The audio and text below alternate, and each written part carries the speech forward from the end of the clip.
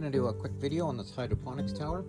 So I'm using 4-inch PVC, and then these are 34 millimeter inside diameter little cups. I bought them at Aliexpress. I got 20 of them for $15 Canadian.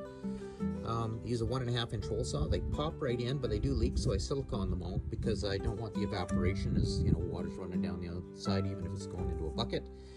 8-inch spacing.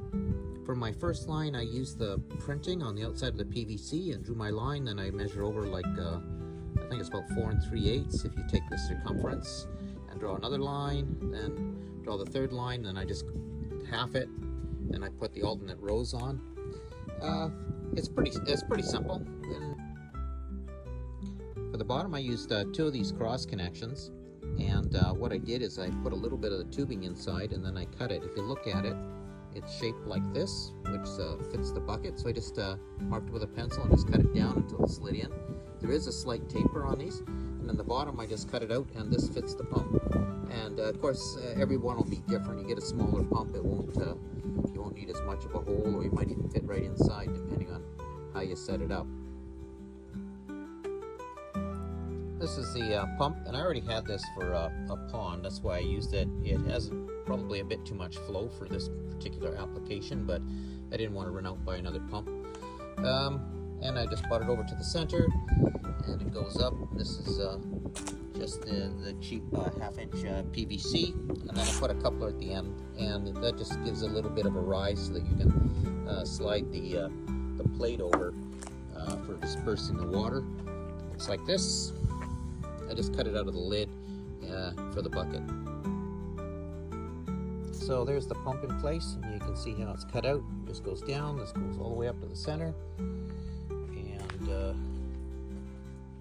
there it is inside, and it'll be held in the center by that little plate I made with the holes that disperses the water. One thing I should point out is you want from the very base of your pump to about right here, you want that to be inside the bucket. And if you put 2 of these together, these are pretty cheap. I looked around and I got them for like, I don't know, $10 each or something.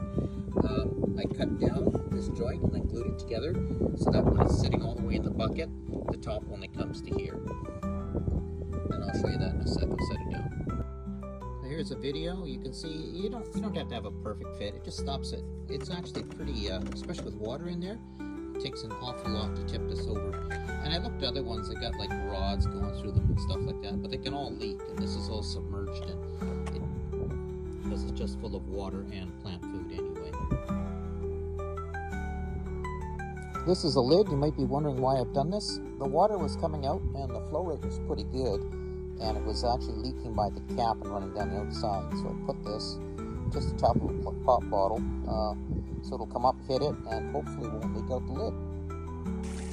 Here it's running, no cap. You can see probably too much of a flow rate, but it's a pump I'm using. So here's the tower. It's running. You can see it's got probably the flow rate's a little bit too good. It's a pretty big pump for this, but lots of water going through. And I ran it a couple times, and I sealed them all with silicone. Nothing's leaking. I guess it wouldn't really matter, it would just go into the bucket anyway, but you probably try to keep as much inside the tube as you can so it doesn't evaporate and change the consistency of your growing mixture. So that's about it. I grew these from seedlings, and they're just in starter soil there. And what I'm going to do is shake off, then wash the roots and put them in these little foamy things that they give you, and put them in the tower and turn it on and see how it goes.